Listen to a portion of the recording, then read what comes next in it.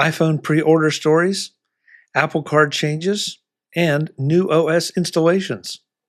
This is MacVoices. MacVoices is supported by 1Password Extended Access Management. It is security for the way we work today. Find out more at onepassword.com/MacVoices. Welcome to MacVoices. This is the talk of the Apple community, and I'm Chuck Joyner. Folks, if it's Tuesday night, it must be MacVoices Live. We are live on YouTube at youtube.com/MacVoicesTV. A lot of our friends are in the chat room already. More should be arriving momentarily. So we have a number of things to get to tonight. I want to make sure, though, that I'm going to do this up front and behind at the end of the show, too. Programming note, we will be dark next week. I'm traveling for business, and I know at the appointed hour I will be engaged in other things. So just bear with us. We'll be back. No, not those kind of things, Jeff. Calm down. So we will be back the following week. So just take a week off, relax, catch up on MacVoices, and enjoy. With that, let's find out who all is here tonight, and then we'll get to some of the topics. As usual, top left, David Ginsburg. David, good to have you. Good to be here. So been an exciting week of Apple news, and I think more so waiting for us to get our new iPhones. So we're going to have to be ready to talk about that soon. Oh, yeah. I'm glad to be here. Glad to be here. Oh, yeah. I'm glad you're here, David. In the top right of my screen, Eric Bolden. And if you don't understand that reference, then you weren't here for the pre-show. So you'll have to pick it up in MacVoices After Dark. Eric, good to see you. Great to be here. So describe for us what you have going on behind you, because it looks very chaotic. So it's really a bunch of seeds from a milkweed pod. So that's why it's kind of white, silky, kind of a mass. But I figured in honor of Apple shipping macOS 15 kind of without any added extra intelligence, this is sort of the baseline, just a cloud that will, one day feed monarchs and continue on from there. The same way that Apple's baseline will get new intelligence every couple of months between now and next year. And then, who knows what kind of monarchs they will produce after that. Eric's children's book will be out in March. So Thank you, Eric. Brian Flanigan-Arthurs is here. Brian, good to see you as always, tie intact. Yes, sir. Yeah, glad to be here. Excited. It's a week full of optimism. As a couple others have alluded before, we got some new products that have been ordered and delivered and soon to be delivered, and operating systems coming about. It's awesome. Well, we'd like to think it's awesome. Hopefully it'll be awesome for everyone. Marty Jencius. Marty, it's good to have you as always. What's going on in your world? Well, first of all, Eric has to speak in iambic pentameter through the rest of the show since he is the bard. Not much going on in my world. Just frustrating work days, as everybody has. I have a new cat in the background because my second cat died. Jeez. My wavy cat. They don't last that long. The magnets kind of die out on them. So that's what's new in my world. Like, I got my wavy cat. You can't replace the magnets? Oh, well, no, without tearing the thing apart. Nah.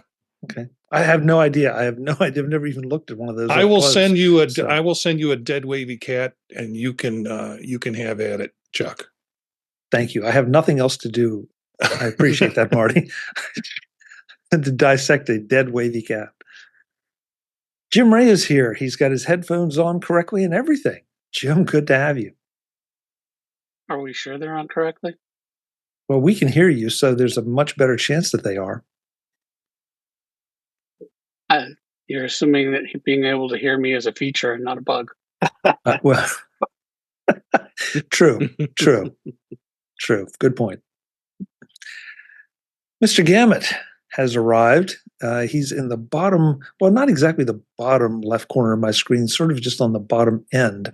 But that doesn't mean that he is any less welcome. Jeff, good to have you. Thank you. It's always great to be here. And as usual, I'm still surprised you keep letting me join in. Jeff, if for no other reason than the entertainment value.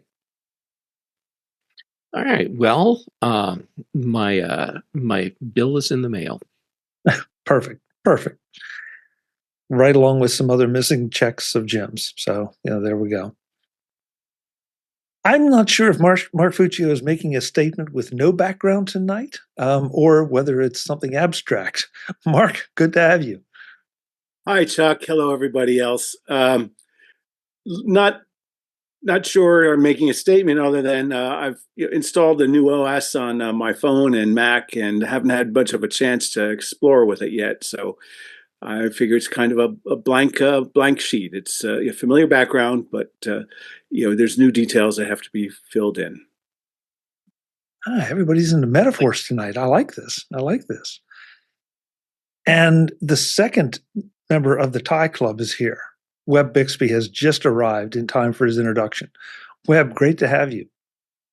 I'm glad I made it right under the wire. So, Yes. did Jeff? Did you get your opening in? I might have missed that. Yeah. I did. Yes. It was a very solid opening too. Oh, good for you. Yeah, Chuck, good to be here. Yeah, glad you're here, Web. Okay, so I wanted to give you guys some very late-breaking news. Well, it's not late-breaking for me, but it will be for you, that I figured out how Goldman Sachs is losing all that money. Oh, because my iPhone pre-order was a problem, strictly because I used my Apple Card, and Goldman Sachs, 2 hours on Friday with their people on and off to get the situation resolved. And so without giving you too many details and boring everybody, I pre-ordered the phone. They checked my credit. They checked everything, went through, logged in Friday morning, did the pre-order, no problem, got an order number. An hour later, I get a message from Goldman Sachs saying that there's a problem with my Apple Card. So I called them. After literally an hour, I was told there's a card mismatch. You have to call Apple. So I called Apple. That took 10 minutes because the Apple guy was terrific. And he confirmed, yes, there's a card mismatch, but you're going to have to go back to Goldman Sachs. So they transferred me back another hour.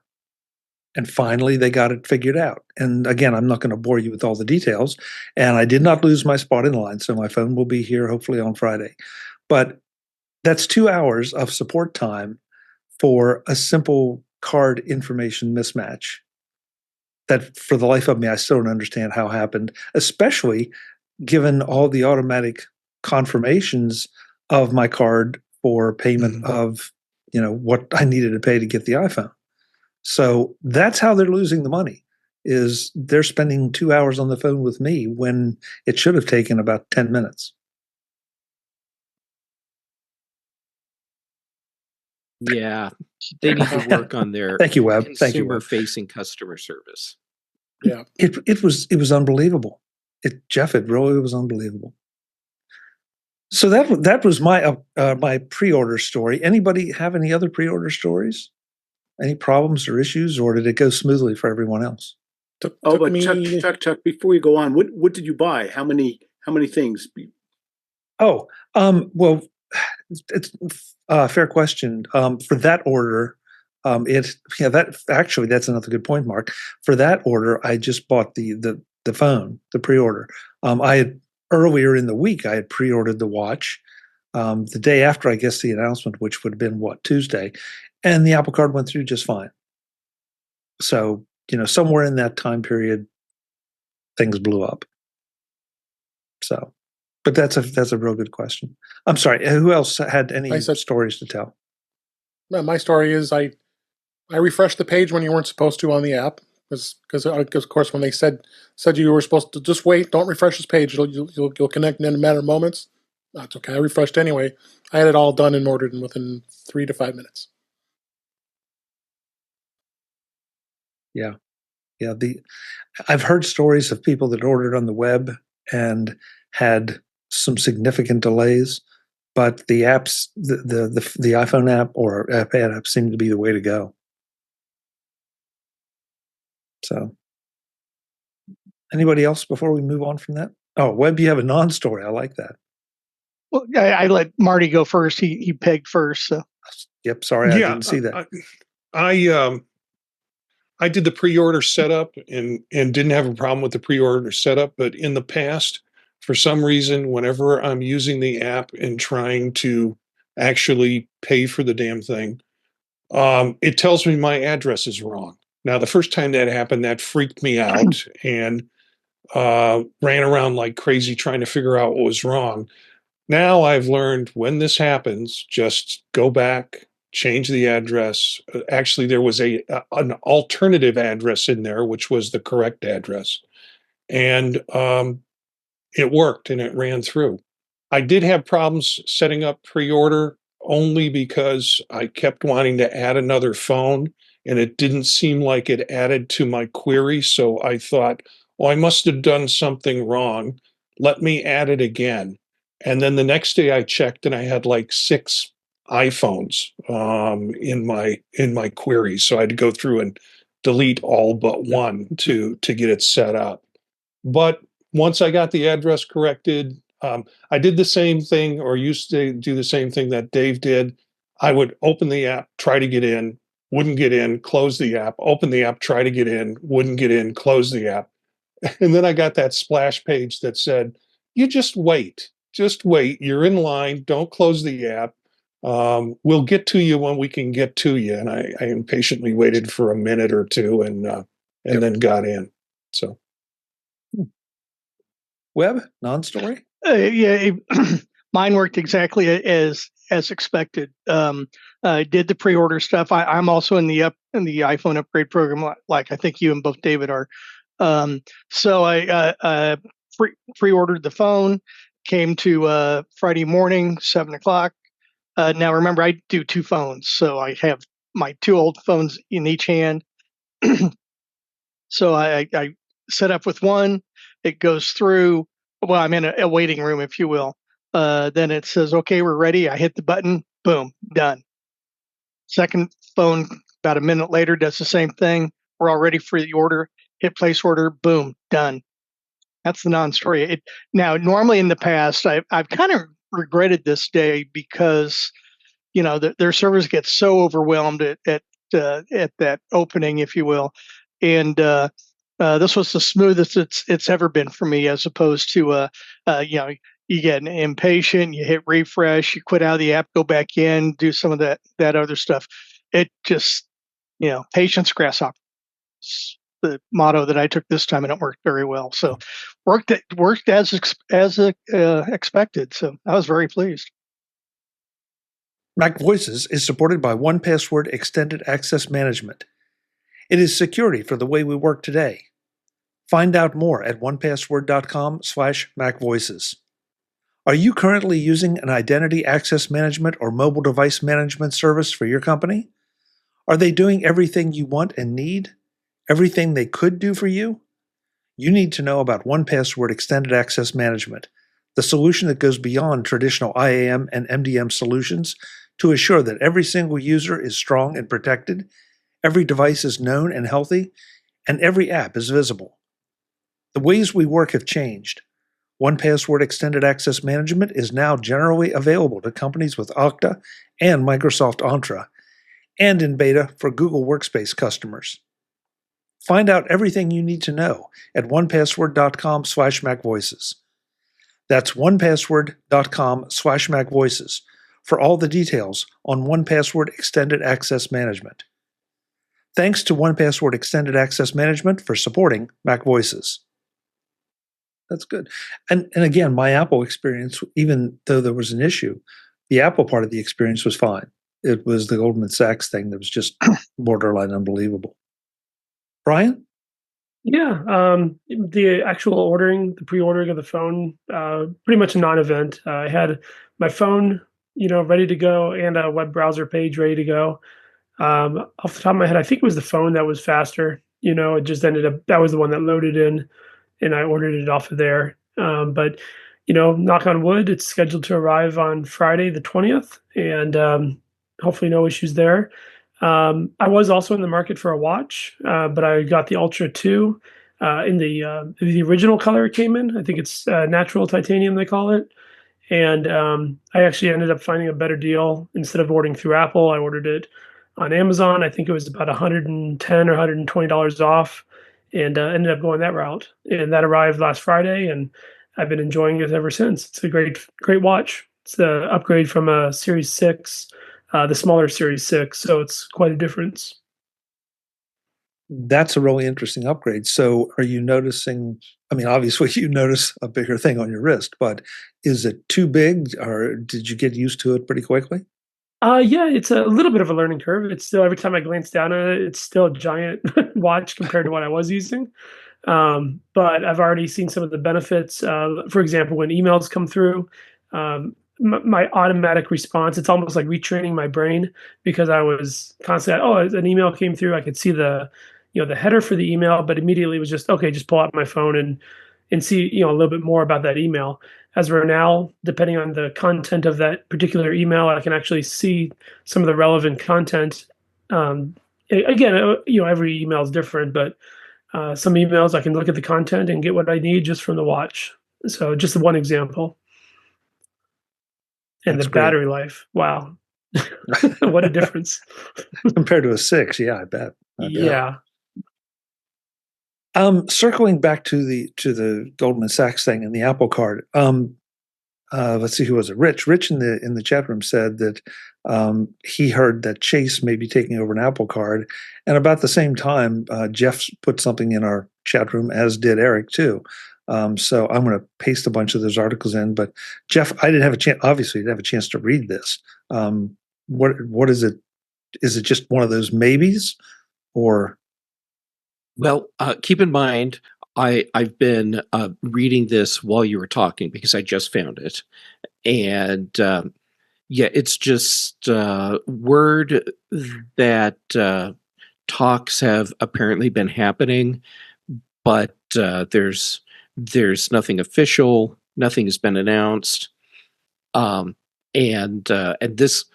So the article I found is on 9to5Mac, not paywalled, and it references an article on Wall Street Journal, which is paywalled. So there you go. Avoid a paywall and read the 9to5Mac article, and then it also references that Chase wants to change, assuming this is something that happens. Chase wants to change how the billing works. So instead of all Apple Card holders getting their bill at the same time, it's staggered out throughout the month.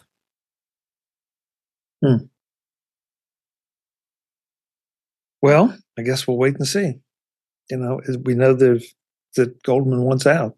So yeah. Well, and based on what I just caught now in the article, Chase, assuming this is a thing, wants to pay below the outstanding balance. Of course, that's fair. So that's fair. Yeah. They don't know what the quality how of much those- of a hit is Goldman Sachs willing to take on the $17 billion in outstanding balances? Well, the thing is, there's no way of knowing what the credit quality is. It could be 1% loss, could be 5 or 10. You just don't know, because there are reports elsewhere of credit card Mac use going up and delinquencies starting to go up, and I don't know that Apple card holders would be any different than other credit card holders. So, I think they're being duly cautious. there are a couple of things here. First, I'm still holding out for Barclays. I think Barclays is going to be the the winner in this, even though you haven't heard much from him. Goldman's going to have an allowance, what they technically term an allowance for doubtful accounts, an allowance of what they expect their losses are going to be on bad credit or those accounts that don't come through. And they haven't disclosed what that number is. So I think that's really what's happening now. I'm also, based on another report that I'd gotten from the investment banking side, it's not so much the Apple Card that Goldman's fighting so much as it is their easy financing. I forget what they call it, but the pay over time feature that has really gotten Goldman in a bad place. That's what I'm hearing. I've been wrong before. To build on what you just said, Webb, a lot of these articles talk about this is an Apple Card problem for Goldman Sachs. And it's actually not an Apple Card problem per se. It's a consumer-facing product problem for Goldman Sachs. It's not just the Apple Card that's an issue for them. It's all of the consumer-facing credit services that they are offering. That's a problem for them. Apple Card just happens to be part of that. And I don't intend to beat a dead horse, Jeff, but based on my experience on Friday, I mean, seriously, that's got to be costing. I had to cost them a significant money or just to spend that much time with my simple little quote unquote information mismatch. And and yet I'm clicking the Apple Card link everywhere to make the payment. So it's not like that there was anything I could have entered that should have gone wrong. So that was what was really confusing to me and made me so shocked that it took so long to get resolved. So let's see. David. Yeah, I was going to go back to Webb, but you say you think Barclays might be another player in this again? Because, as you remember, that they were a player with Apple a long time ago, well before the Apple Card was around. And that program was horrible. It was flat out horrible what they had. I mean, you got some perks. I mean, you got some benefits when you were buying things, but nowhere near what Apple really accomplished here with the Apple Card. So I would be kind of surprised that Barclays would be even remotely interested in this without even like the article says about Chase. It would be even remotely interested in it based on the key features they probably will yank. Yeah, that'll be a big question. Is will the Apple Cash and the savings account and all those things, will they stay or will they go? Because if they would go, that would probably result in a big migration of money out of the current savings accounts. Because there's a lot of other banks out there offering very similar interest rates on like the Apple savings has now. Yeah, so going to be interesting, and I didn't know it was going to get into this deep a discussion, but it's going to be very interesting to see what happens. So, I love the Apple Card. I mean, don't get me wrong. Yeah, I do too. For those who have it, I'm not looking forward to this if this is going to be, because I don't know with Chase, you kind of wonder. I mean, I'm a Chase customer, so I don't complain. They've been decent to me, but but this has been such a great run with Apple Card. So yeah, we'll see. Yeah. Switching to something that a lot of the panel members and a lot of you all out there did today is some software upgrades.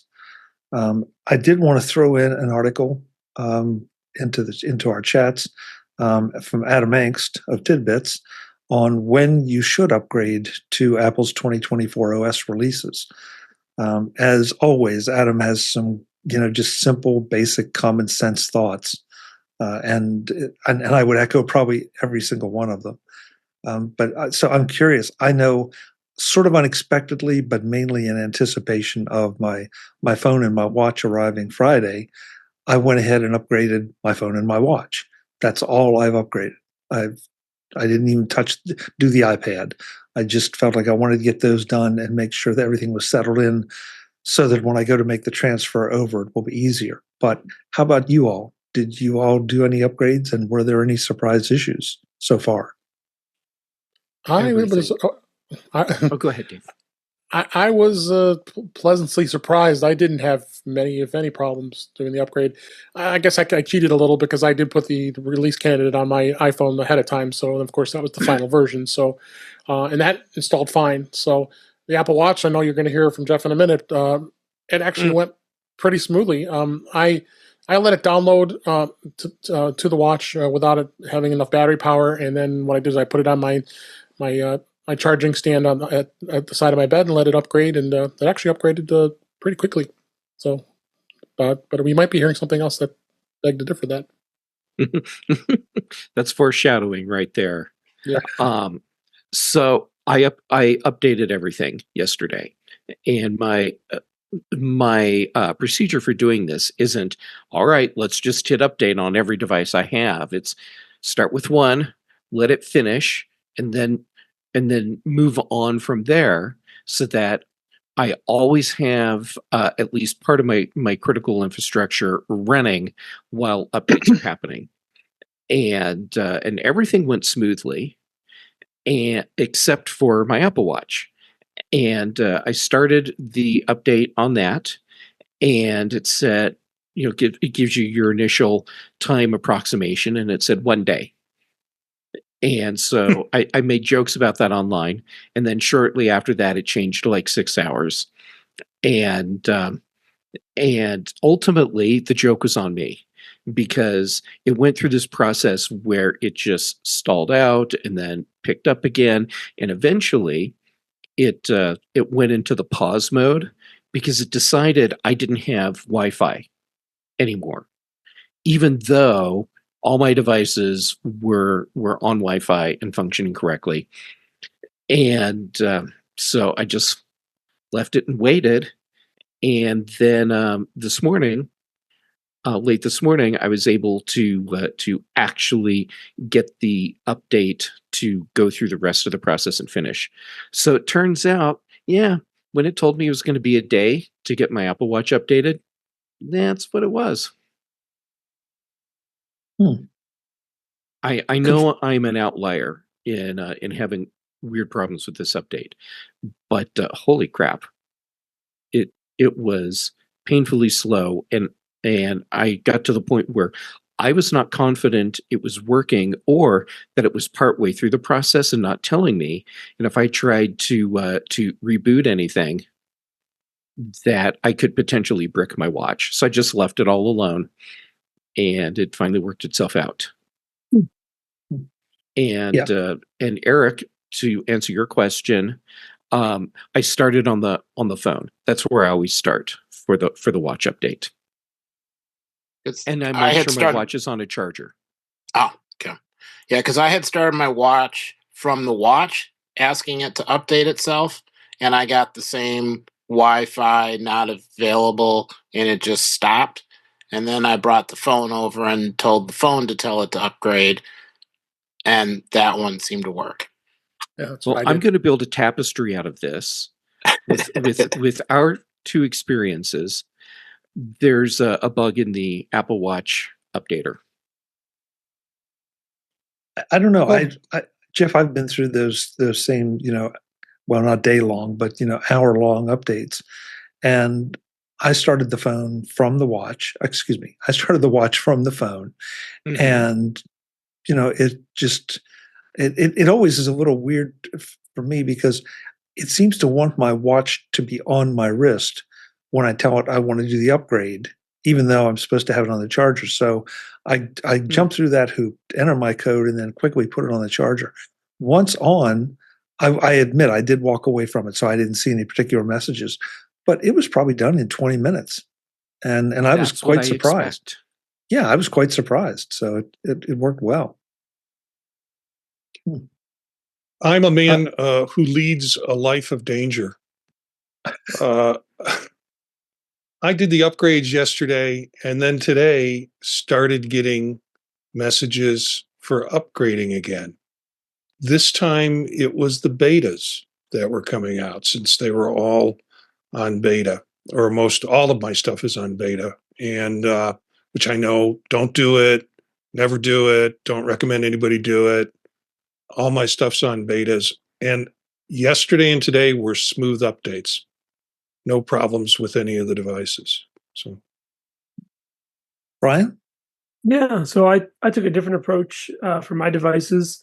I upgraded the items that were non-critical. So my iPad and the Apple TV went through the updates, no problems. And, knock on wood, everything's working fine.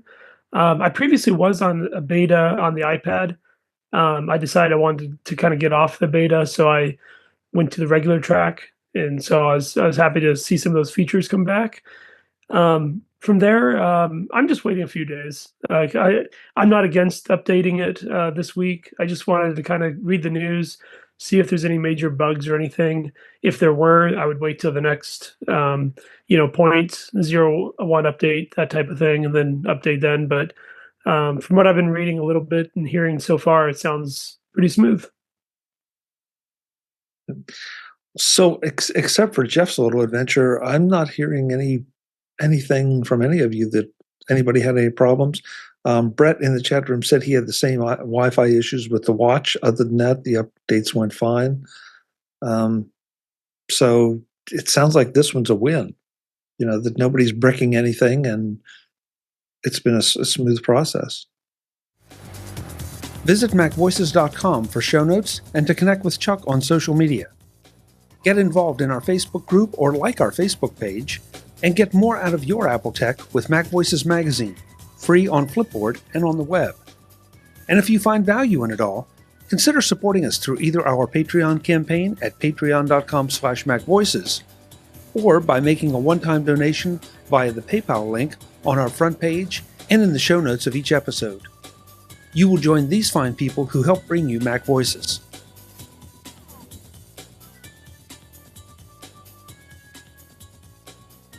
Advertising handled by Backbeat Media at backbeatmedia.com. Bandwidth provided by CacheFly at cachefly.com.